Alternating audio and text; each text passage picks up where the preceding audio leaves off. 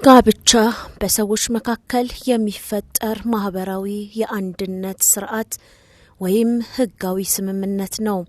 ታዲያ ይህንን አንድነት ወይም ስምምነት ሰዎች በተለያዩ ምክንያቶች ሲያፈርሱ ሲንዱ ይስተዋላል።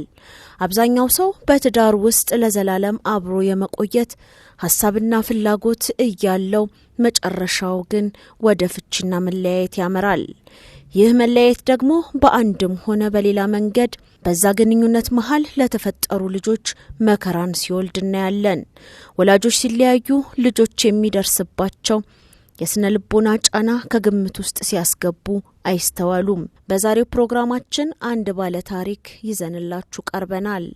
ባለ ታሪካችን ብርቱካን አሰፋ ትባላለች። የ3 ልጆች እናት ስትሆን ልጆቿን የምታሳድገው ለብቻዋ ማለትም ያለ አባት ነው።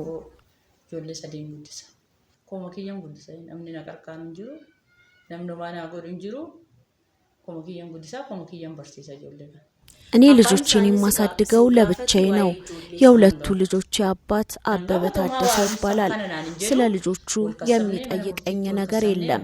በፍርድ ቤት ተካሰናል። ከዛ ፍርድ ቤቱ ለኔ ወስኖልኝ ከሱ በተካፈልኩት ገንዘብ አሁን የምንኖርበትን ቤት ገዝቻለሁ። ወልከሰብኔ ኦጋሰዲፊ ጀጃን ፈልሜ ቀበኝሰን እራፉዴ ማነከነ ቢቴፊ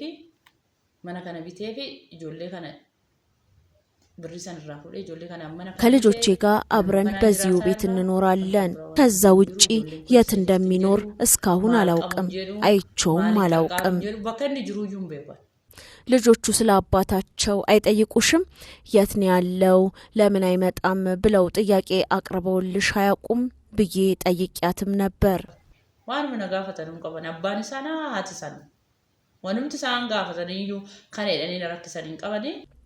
ስለ አባታቸው የጠየቁኝ ነገር የለም ስትል በትካዜ መልሳልኛለች።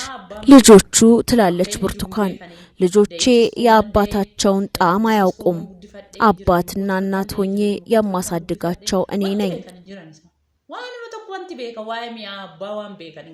ለብቻሽ ልጆችን ለማሳደግ በመገደድሽ የሚሰማሽ ነገር ምንድነው? የሚል ጥያቄም አቅርቤላት ነበር። የሚሰማኝ በጣም ሐዘን ነው። እኔ ፈጣሪን ምን በድዬው ነው እንዲያደረገኝ ስል አዝናለሁ። ጥሩ ህይወት መኖር ፈልግ ነበር። በትዳሬም ደስተኛ መሆን ፈልግ ነበር። ነገር ግን በብቸኝነቴ ብቻዬን በመሆኔ በጣም ነው የማዝነው። innis waan beekun qabu abbabaan jechuudha. abbaa manaa koo ganamaati. anis ganama ismattan naqee innis ganama anuma fuudhee wanti beekun jiru.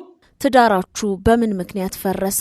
ዋናው ችግር ምን ነበር? ያልኳት ብርቱካን በትካዜ ብዙ ወደኋላ ሄዳ ስትናገር ሙርቴስኔ ማለት ተደበው እንደኘ ሂንዱጋ አኒ ቢያረባ ወጋ ሰደት ፈነጀ ይጠጣል፣ ይቅማል፣ ያጨሳል። እኔ ለ8 ዓመታት አረብ ሀገር ሰርቼ ነበር። እኔ በዛ ሀገር ቆይታዬ ብዙ መከራን አሳልፌም ነበር። ነገር ግን እሱ ብዙ ሱሶች ነበሩበት። ያንን መቋቋም አልቻልኩም።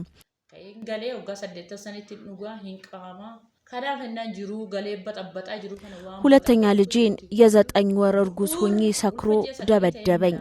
ከቤት የወጣሁት ያን ቀን ነው። ከዛ ጊዜ በኋላ የተገናኘ ነው ለክስ ብቻ ነበር።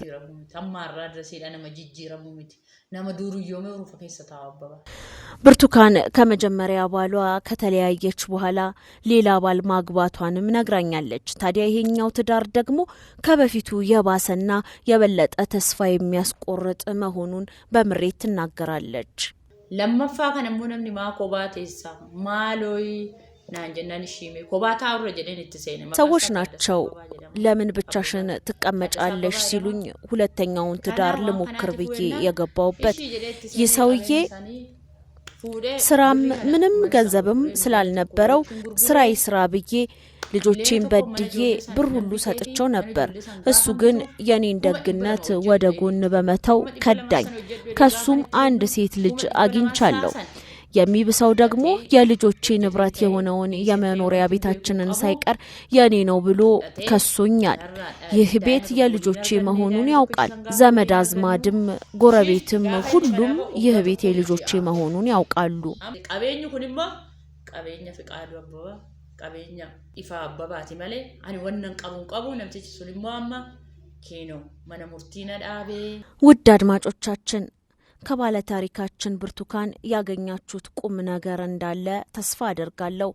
ሰዎች አብረው እንደሚሆኑት ሁሉ መለያየት፣ አለመግባባቶች ሊፈጠሩ ይችላሉ። ሆኖም በልጆቻቸው ጉዳይ ላይ የሚደርሰውን አደጋ ለመቀነስ ሲባል ልዩነታቸውን አጥብበው በጋራ በልጆቻቸው ጉዳይ ላይ መወያየት፣ መነጋገርና መተጋገዝ እንደሚገባ ልናሳስባችሁ ወደድን። ሌላ ጊዜ በሌላ ፕሮግራም በሌላ ባለ ታሪክ እንጠብቃችኋለን። እስከ ሳምንት ምርጥ ጊዜን ሁሉ ለእናንተ ተመኝቻለሁ።